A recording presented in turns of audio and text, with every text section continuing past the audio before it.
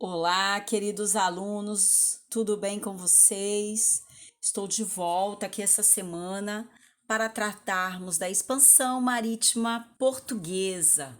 Vamos falar, na verdade, das grandes navegações e do pioneirismo português, ou seja, Portugal foi o primeiro estado nacional europeu a se lançar aos oceanos em busca de um caminho para as Índias. E é essa história que a gente vai ver um pouquinho, ok? Vamos lá.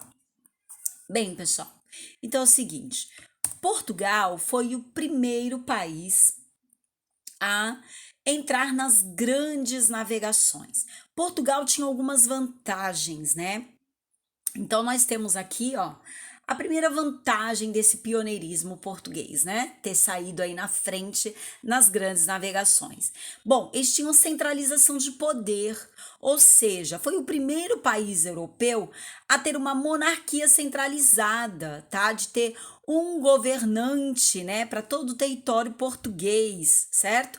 E isso se deu após a Revolução de Aves, né, onde se disputava muito o trono, né? Então era uma briga de dinastias aí, de famílias, para poder ocupar o trono. E através da Revolução de Aves, né, instituiu-se aí a dinastia de Aves, que durou 2 séculos, e a partir de então Portugal conseguiu centralizar o poder, né? E com o poder apenas na mão de uma única pessoa ali naquela época, isso seria muito importante para o comando da nação. E aí acabou se formando o primeiro Estado Nacional Europeu, né?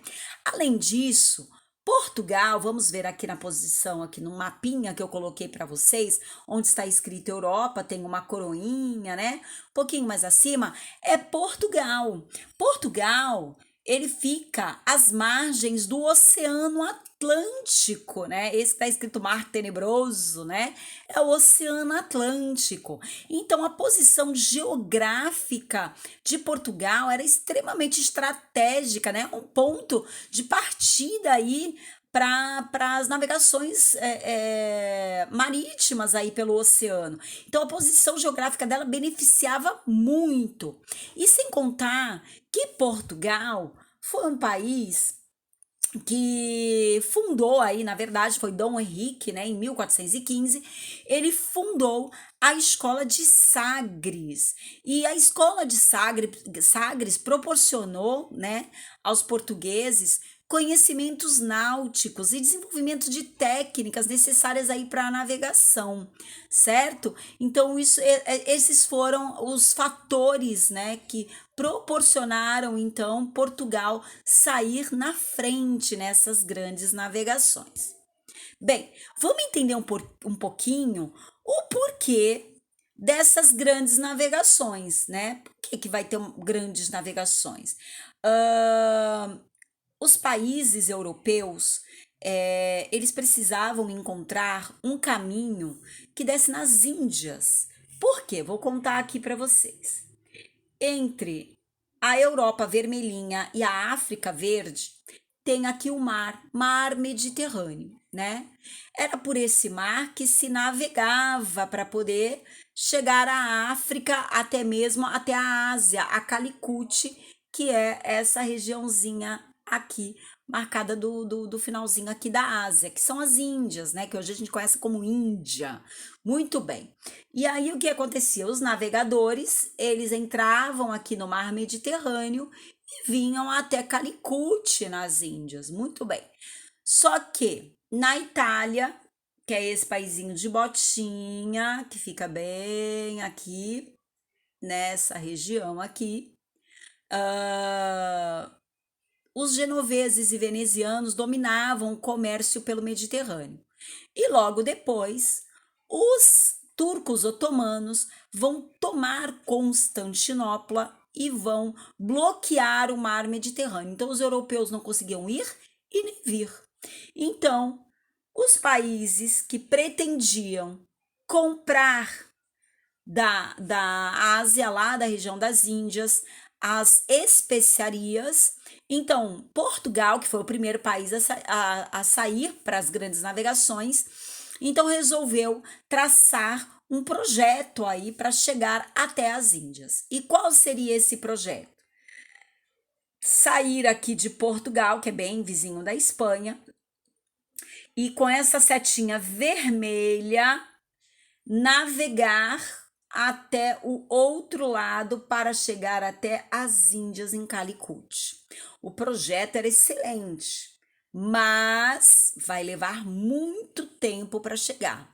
Na verdade, essa navegação ela inicia em 1415, né? E ela vai encerrar em 1498 com a chegada de Vasco da Gama até as Índias.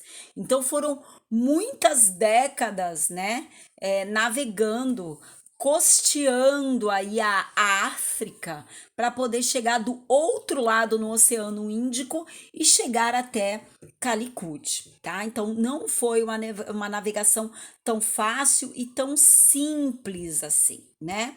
Então vamos ver aqui. Nós temos aqui, eu botei uma ilustração da escola de Sagres, onde pilotos, marinheiros, cartógrafos, né, que são os grandes conhecedores de mapas, eles trocavam muitos conhecimentos sobre navegação, sobre leitura de mapas, direção de ventos, como construir caravelas e naus, né? As caravelas elas eram menores, né?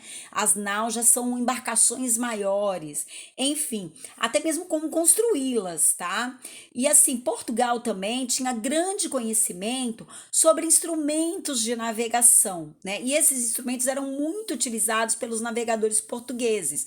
Como eu coloquei aqui para vocês, ó, a bússola, a esfera armilar, o quadrante, a balestilha. Então, esses são alguns dos instrumentos de navegação, né? Seriam aí GPS, a biruta, né, que capta o vento, a direção, outros que verificavam latitude, longitude, coisas muito importantes para o navegador entender onde ele está, para onde ele vai, né? Perceber a direção do vento, se ele não vai sair da rota.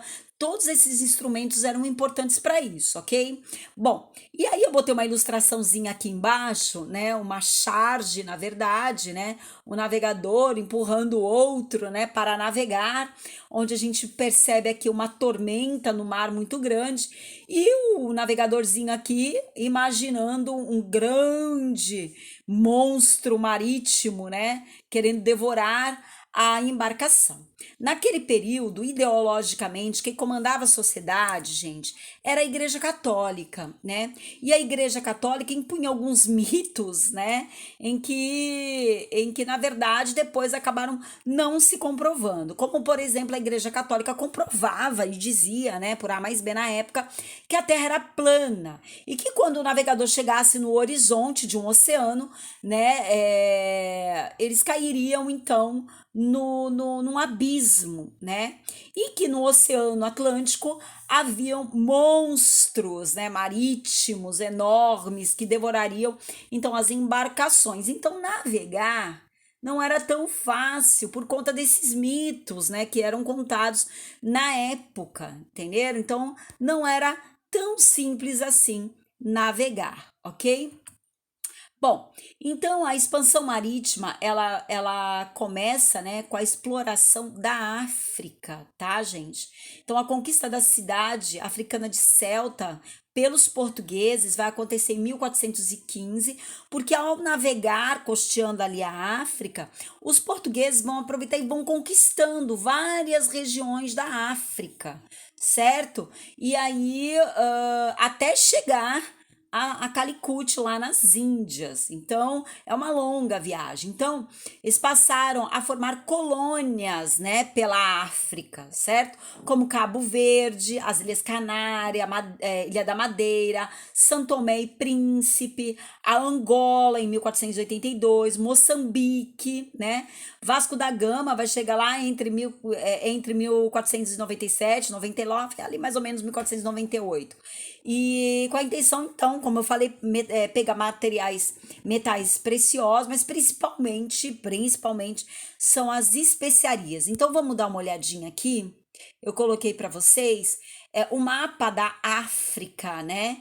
Então, olha só, aqui temos algumas das regiões conquistadas. A primeira foi Celta, em 1415. Então temos Açores, Madeira, né, Arguim, Cabo Verde.